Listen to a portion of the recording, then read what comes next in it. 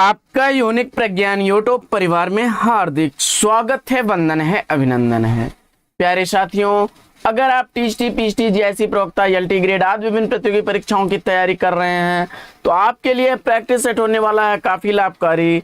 और साथियों, आज के जिन 50 प्रश्नों को हम लोग आज के इस वीडियो में हल करने वाले हैं, ये सारे ही प्रश्न विभिन्न प्रतियोगी परीक्षाओं में सबसे ज्यादा रिपीटेड हैं। यानी कि आज की पाठचर्या में हम ऐसे प्रश्नों को हल करने जा रहे हैं जो विगत वर्ष परीक्षाओं में, अलग अलग परीक्षाओं में पूछे गए प्रश्न हैं। तो इन प्रश्नों का अवलोकन साथियों बहुत ध्यानपूर्वक करिएगा और प्रयास करिएगा कि 50 में आप लोग 50 प्रश्नों को सही हल करें, क्योंकि इन प्रश्नों को हल करने में आपसे कोई भी त्रुटि नहीं होनी चाहिए।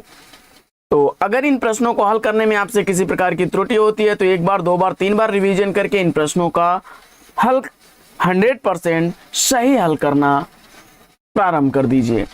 तो साथियों, आज की पाठचर्या को प्रारंभ करें इससे पूर्व वीडियो को आप लोग लाइक और शेयर कर दीजिए, क्योंकि वीडियो देखते समय आप लोग लाइक और शेयर करना भूल जाते हैं। और चैनल पर पहली बार होंगे तो चैनल को सब्सक्राइब कर लेंगे। तो प्रारंभ करेंगे पाठचर्या और देखेंगे आज की पाठचर्या का पहला प्रश्न। हिंदी में तुलनात्मक आलोचना का प्रारंभ किसने किया?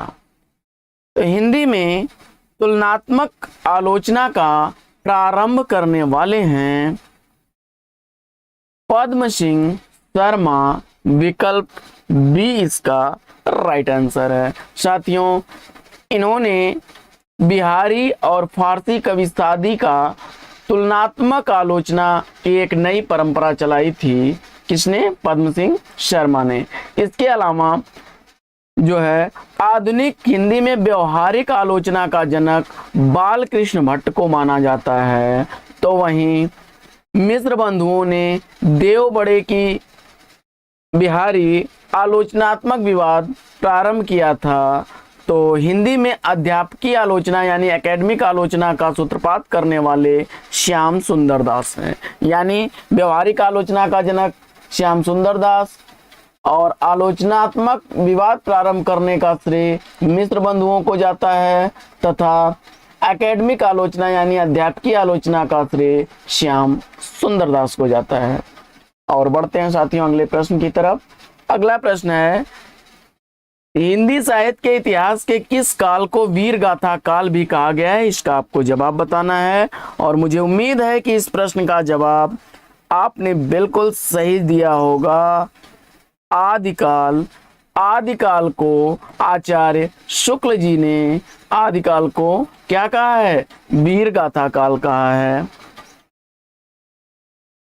आइए बढ़ते हैं अगले प्रश्न की तरफ।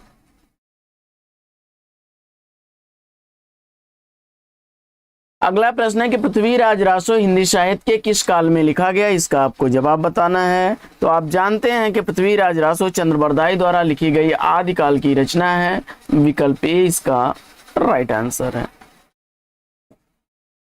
अगला प्रश्न है कि हिंदी साहित्य की भूमिका के लेखक कौन है? तो हिंदी साहित्य की भूमिका आचार्य हजारी प्रसाद द्विवेदी जी द्वारा लिखी गई साहित्य ऐतिहासिक कृति है। तो इसमें विकल्प सी बिल्कुल सही जवाब है। अगला प्रश्न है कि महावीर प्रसाद द्विवेदी ने आदिकाल को क्या संज्ञा दी है? तो आचार्य महावीर प्रसाद द्विवेदी के अनुसार आदिकाल को उन्होंने बीजवपन काल नाम दिया। विकल्प डी इसका राइट आंसर हो जाएगा।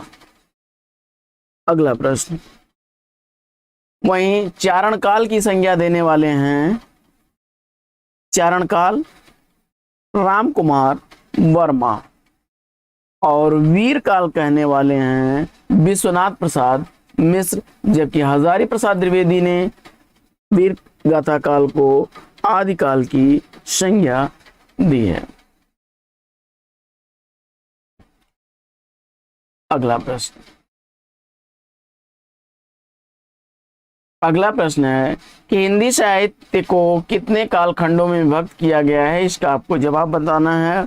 और इस प्रश्न का जवाब अगर आपने सेलेक्ट कर लिया 4 तो विकल्प बी इसका राइट आंसर। अगला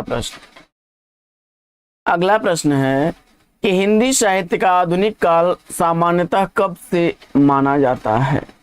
तो हिंदी साहित्य का आधुनिक काल माना जाता है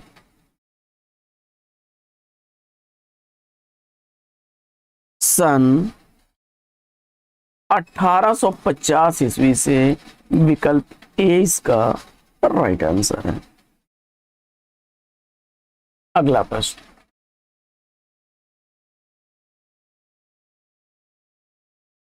अगला प्रश्न है कि निम्नलिखित में से कौन सा हिंदी साहित्य का काल विभाजन नहीं है? तो इसमें साथियों हिंदी साहित्य के काल विभाजन में आधुनिक काल, रीत काल और भक्ति काल है, जबकि संयुक्त काल कहीं पर नहीं है। विकल्प डी इसका बिल्कुल सही जवाब हो जाएगा। आइए बढ़ते हैं अगले प्रश्न की तरफ। अगला प्रश्न है कि आदिकाल के लिए वीर गाथा काल नाम किसने प्रस्तावित किया? इसका आपको जवाब बताना है। तो आदिकाल के लिए वीर गाथा काल नाम देने वाले हैं आचार्य रामचंद्र शुक्ल। आचार्य रामचंद्र शुक्ल ने आदिकाल को वीर गाथा काल नाम दिया है। विकल्प सी इसका राइट आंसर हो जाएगा। आइए बढ़ते हैं अगले प्रश्न की तरफ। और अगला प्रश्न है हिंदी गद्य का सर्वप्रथम युग किसे माना जाता है? तो हिंदी गद्य काल का पहला काल भारतेंदु काल को माना जाता है। विकल्प ए इसका राइट आंसर है। बढ़ते हैं अगले प्रश्न की तरफ और देखते हैं प्रश्न संख्या 11। प्रश्न संख्या 11 है कि हिंदी साहित्य के इतिहास लेखन की परंपरा का सूत्रपात किसने किया? तो जवाब हो जाएगा इसका सबसे पहले हिंदी साहित्य फ्रेंच भाषा में गारसा द तासी द्वारा लिखा गया इस्तवार दला लिटरेच्यूर एंदुई ए एंदोस्तानी। अगला प्रश्न, अगला प्रश्न है कि काल क्रमानुसार लिखा गया हिंदी साहित्य का पहला इतिहास ग्रंथ कौन सा है? और इस प्रश्न का जवाब हो जाएगा the modern vernacular literature of Hindustan. विकल्प डी इसका राइट आंसर है। अगला प्रश्न,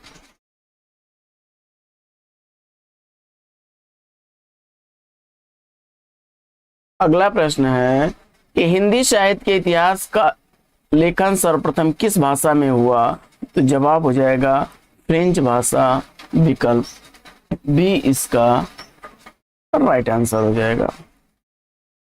अगला प्रश्न, अगला प्रश्न है कि हिंदी साहित्य का पहला इतिहास लिखा था। तो हिंदी साहित्य का पहला इतिहास भी गारसा द तासी ने फ्रेंच भाषा में लिखा था। अगला प्रश्न, अगला प्रश्न है कि हिंदुस्तानी साहित्य का इतिहास लिखने वाले गारसा द तासी किसके विद्वान थे? तो इस प्रश्न का भी जवाब वहीं पर घूम करके पहुंच जाएगा फ्रांसीसी। विकल्प बी। अगला प्रश्न, अगला प्रश्न है कि हिंदी साहित्य का इतिहास लिखने वाले प्रथम लेखक का नाम इसमें कौन सा है? तो इसका भी जवाब घूम करके वहीं पहुंचेगा गारसा द तासी। विकल्प बी। अगला प्रश्न है कि हिंदी साहित्य के इतिहास लेखन का सर्वप्रथम प्रयास किसने किया था? तो प्रश्न संख्या 17 का सही जवाब क्या बनेगा? गारसा द तासी। विकल्प सी इसका राइट आंसर है। और अगला प्रश्न है कि इस्तवार दला लिटरेच्यूर एंदुई ए हिंदुस्तानी नामक हिंदी साहित्य का इतिहास ग्रंथ के लेखक कौन है? तो मुझे उम्मीद है कि इस प्रश्न का भी जवाब आपने गारसा द तासी लगाया होगा। अगला प्रश्न है कि हिंदी साहित्य के इतिहास को व्यवस्थित रूप देने का श्रेय किसे है? तो जवाब हो जाएगा विकल्प बी आचार्य रामचंद्र शुक्ल। अगला प्रश्न है कि रामचंद्र शुक्ल का हिंदी साहित्य का इतिहास मूलतः किस कृति की भूमिका में लिखा गया? तो जवाब हो जाएगा इसका हिंदी शब्द सागर की भूमिका में। विकल्प बी इसका राइट आंसर है। अगला प्रश्न है कि आचार्य रामचंद्र शुक्ल द्वारा रचित हिंदी साहित्य का इतिहास का प्रकाशन वर्ष क्या है? तो इसका जवाब हो जाएगा विकल्प डी 1929 ईस्वी। अगला प्रश्न है कि इनमें से वह कौन सी रचना है जिसमें मूलतः हिंदी शब्दसागर की भूमिका के रूप में लिखा गया था किंतु बाद में उसे स्वतंत्र ग्रंथ बना दिया गया? तो रामचंद्र शुक्ल द्वारा लिखा गया 1929 ईस्वी का वह हिंदी साहित्य का इतिहास है। विकल्प सी इसका राइट आंसर है। अगला प्रश्न है कि शिव सिंह सरोज का रचनाकाल क्या है? तो शिव सिंह सरोज का रचनाकाल 1883 ईस्वी है। शिव सिंह सेंगर द्वारा लिखी गई यह रचना है। अगला प्रश्न है कि आंग्ल भाषा में लिखा गया हिंदी साहित्य का इतिहास स्केच ऑफ हिंदी लिटरेचर के लेखक कौन हैं? तो अंग्रेजी में लिखा गया स्केच ऑफ हिंदी लिटरेचर पादरी एडविन ग्रिव्ज महोदय द्वारा लिखा गया है। विकल्प बी इसका राइट आंसर है। अगला प्रश्न है कि ग्रियर्सन द्वारा लिखे गए the modern vernacular literature of Hindustan का हिंदी अनुवाद किसने किया? तो जवाब हो जाएगा डॉक्टर किशोरी लाल गुप्त ने। डॉक्टर किशोरी लाल गुप्त ने the modern vernacular literature of Hindustan का अनुवाद किया। आइए बढ़ते हैं अगले प्रश्न की तरफ। और अगला प्रश्न है डॉक्टर किशोरी लाल गुप्त ने इनमें से किस ग्रंथ का हिंदी में अनुवाद किया हिंदी साहित्य का प्रथम इतिहास शीर्षक से? तो अभी यही प्रश्न हम लोग ऊपर पढ़ रहे थे, तो विकल्प इसका बी बिल्कुल राइट आंसर हो जाएगा। The modern vernacular literature of Hindustan. यह जीआईसी प्रवक्ता परीक्षा 2012 जीआईसी प्रवक्ता परीक्षा 2017 का पूछा गया प्रश्न है। मोस्ट इंपॉर्टेंट प्रश्न समझिए इसको। अगला प्रश्न है कि the modern vernacular literature of Hindustan का हिंदी साहित्य के इतिहास ग्रंथ के लेखक कौन है? तो जवाब हो जाएगा जॉर्ज ग्रियर्सन। विकल्प ए इसका राइट आंसर है। अगला प्रश्न है the modern vernacular literature of Hindustan के लेखक कौन है? तो इस प्रश्न का भी जवाब आएगा जॉर्ज अब्राहम ग्रियर्सन। विकल्प सी। अगला प्रश्न है कि किस लेखक के इतिहास ग्रंथ में सर्वप्रथम हिंदी साहित्य का काल विभाजन मिलता है? तो इस प्रश्न का जवाब हो जाएगा जॉर्ज ग्रियर्सन। विकल्प डी। अगला प्रश्न है कि किस साहित्य इतिहास के लेखक के काल विभाजन में कवियों के नाम का सर्वाधिक उपयोग है? तो जवाब हो जाएगा मिश्र बंधु। विकल्प ए। अगला प्रश्न है कि किस इतिहास लेखक ने अपने इतिहास ग्रंथ में लगभग 5000 कवियों का वर्णन किया? तो जवाब हो जाएगा मिश्र बंधुओं ने, मिश्र बंधु विनोद में। अगला प्रश्न है कि मिश्र बंधु विनोद नामक पुस्तक जो है इस हिंदी साहित्य इतिहास लेखक कौन है या उनके नाम क्या हैं? तो आप जानते हैं मिश्र बंधुओं में आपके आते हैं गणेश बिहारी मिश्र, श्याम बिहारी मिश्र और सुखदेव बिहारी मिश्र। तो गणेश बिहारी मिश्र, श्याम बिहारी मिश्र और सुखदेव बिहारी मिश्र। विकल्प 20 का राइट आंसर हो जाएगा। अगला प्रश्न, मिश्र बंधु विनोद इनके द्वारा लिखा गया इतिहास ग्रंथ है जिसके 3 भाग 1913 ईस्वी में और चौथा भाग 1934 ईस्वी में प्रकाशित हुआ। अगला प्रश्न आपसे पूछा जा रहा है कि मिश्र बंधु विनोद का चौथा भाग कब प्रकाशित हुआ?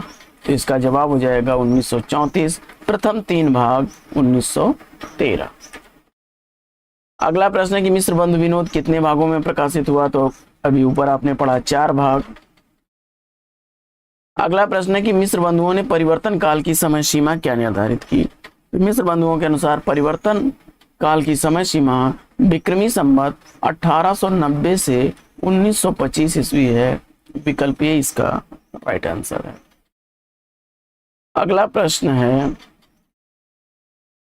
इसकी व्याख्या देख लेते हैं हम लोग थोड़ा सा। मिस्र बंधुओं द्वारा किया गया जो काल विभाजन है, उन्होंने इतिहास में आरंभिक काल की संज्ञा दी, जिसको दो भागों में उन्होंने विभक्त किया, पूर्व प्रारंभिक और उत्तर आरंभिक। पूर्व आरंभिक का समय काल उन्होंने 700 से 1343 माना, जबकि 1344 से 1444 विक्रमी संवत तक उत्तर आरंभिक काल को स्वीकार करते हैं। वहीं माध्यमिक काल में पूर्व माध्यमिक काल और प्रौढ़ माध्यमिक काल के रूप में उन्होंने विभक्त किया। 1445 से 1560 विक्रमी संवत तक उन्होंने पूर्व माध्यमिक काल को और 1561 से 1680 विक्रमी संवत तक प्रौढ़ माध्यमिक काल को उन्होंने बांटा है। इसके बाद अगले काल को उन्होंने अलंकृत काल कहा। तो पूर्वालंकृत काल 1681 विक्रमी संवत से 1790 विक्रमी संवत तक, और वहीं उत्तर अलंकृत काल 1791 से 1889 विक्रमी संवत तक स्वीकार किया। इसके बाद उन्होंने अज्ञात काल में विभक्त किया और फिर परिवर्तन काल को 1890 से विक्रमी संवत 1925 ईस्वी तक और वर्तमान काल को 1925 ईस्वी से अब तक माना है, यानी जब तक इतिहास ग्रंथ लिखा गया।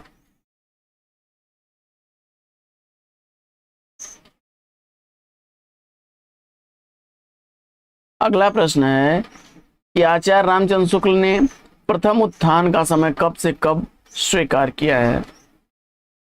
तो प्रश्न संख्या 36 का जवाब हो जाएगा विकल्प सी 1859 से 1893 ईस्वी। आचार्य शुक्ल ने प्रथम उत्थान 1859 से 1893 ईस्वी, जिसको विक्रमी संवत में देखा जाए तो 1925 से 1950 तक। द्वितीय उत्थान उन्होंने 1893 से 1918 ईस्वी तक, यानी विक्रमी संवत 1950 से 1975 ईस्वी तक। जबकि वर्तमान काल का तृतीय उत्थान उन्होंने 1918 ईस्वी से आगे तक का तय किया है, यानी 1975 से आगे विक्रमी संवत। साथियों, बढ़ते हैं अगले प्रश्न की तरफ। अगला प्रश्न है कि आचार्य शुक्ल ने हिंदी साहित्य के इतिहास के आधुनिक गद्य साहित्य इतिहास परंपरा का प्रवर्तन के अंतर्गत प्रथम उत्थान की अवधि क्या मानी। अभी हम लोग ऊपर पढ़ रहे थे, तो इस प्रश्न का जवाब हो जाएगा संवत 1925 से 1950 ईस्वी तक, विकल्प बी।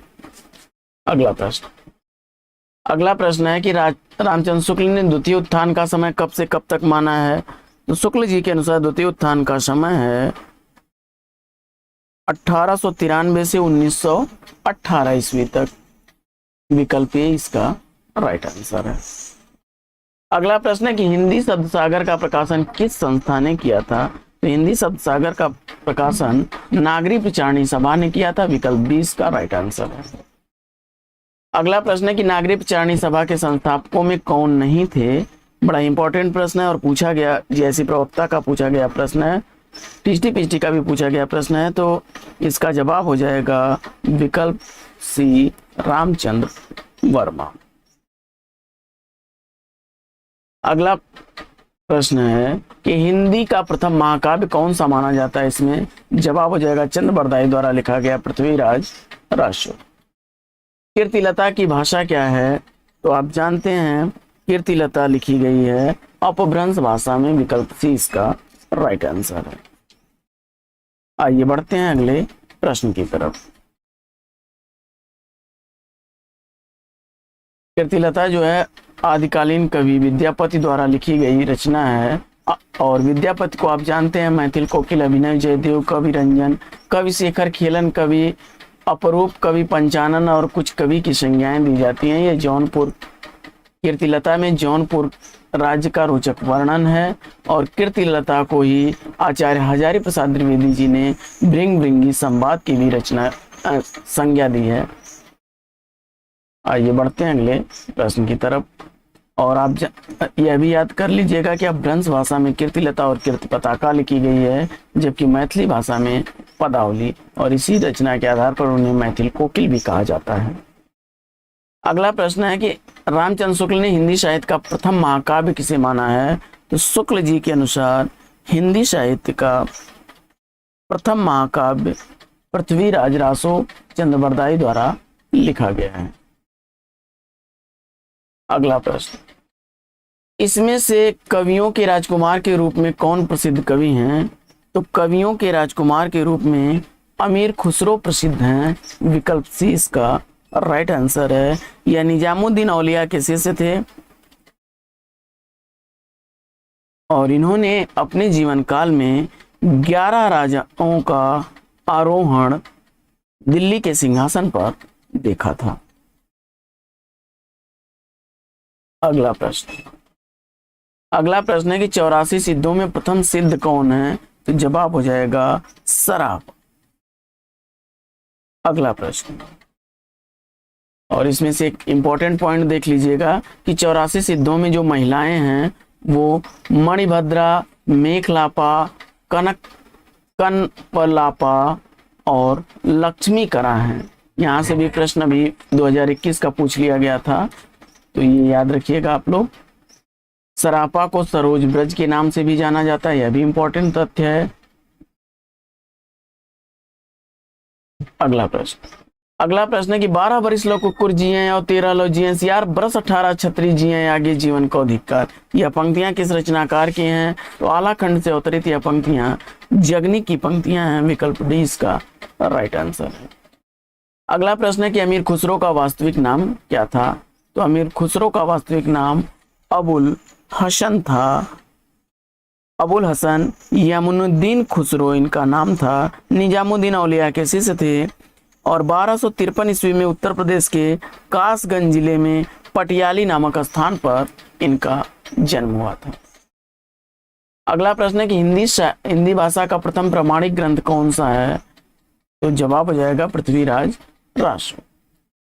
अगला प्रश्न है कि गोरा बादल की कथा किसके द्वारा लिखी गई है? तो गोरा बादल की कथा की रचनाकार जटमल हैं। विकल्प 20 का राइट आंसर हो जाएगा। अगला प्रश्न है कि आदिकाल की रचना है, तो इसमें से आदिकाल की रचना कुमाण रासो हो जाएगी। विकल्प डी इसका राइट आंसर है। अगला प्रश्न है कि आदिकाल में पहेलियां लिखने वाले कवि कौन है? तो जवाब हो जाएगा अमीर खुसरो। विकल्प 20 का राइट आंसर। और अगला प्रश्न है कि निम्नलिखित में से कौन सा कवि कृष्ण भक्ति धारा के कवियों में शामिल नहीं है? तो इसका जवाब हो जाएगा नाभादास। नाभादास जो है इनका वास्तविक नाम नाभा अली था और ग्रियर्सन उन्हें नारायण दास भी कहते हैं। नारायण दास भी कहते हैं और इनके गुरु अग्रदास थे और इन्होंने सगुण भक्ति धारा में राम भक्त कवियों में अपनी पहचान बनाई। तो विकल्प ए इसका राइट आंसर है। तो साथियों, आज की पाठचर्या लेगी यहीं पर विराम। वीडियो कैसा लगा कमेंट्स करके जरूर बताइएगा, क्योंकि आपके लाइक, शेयर और कमेंट से हमको एक ऊर्जा मिलती है, एक एनर्जी मिलती है ऐसी पाठचर्या प्रतिदिन लाने के लिए। तो साथियों, ज़्यादा से ज़्यादा लाइक और शेयर करिए। चैनल पर पहली बार होंगे तो चैनल को सब्सक्राइब कर लेंगे। तो फिर मिलते हैं आपसे अगले वीडियो में एक नए प्रकरण, एक नए टॉपिक, एक नए अंदाज में। तब तक के लिए लेंगे आपसे विदा। आपका जीवन मंगलमय हो। वेस्ट विशेष बेस्ट ऑफ लक। जय हिंद साथियों।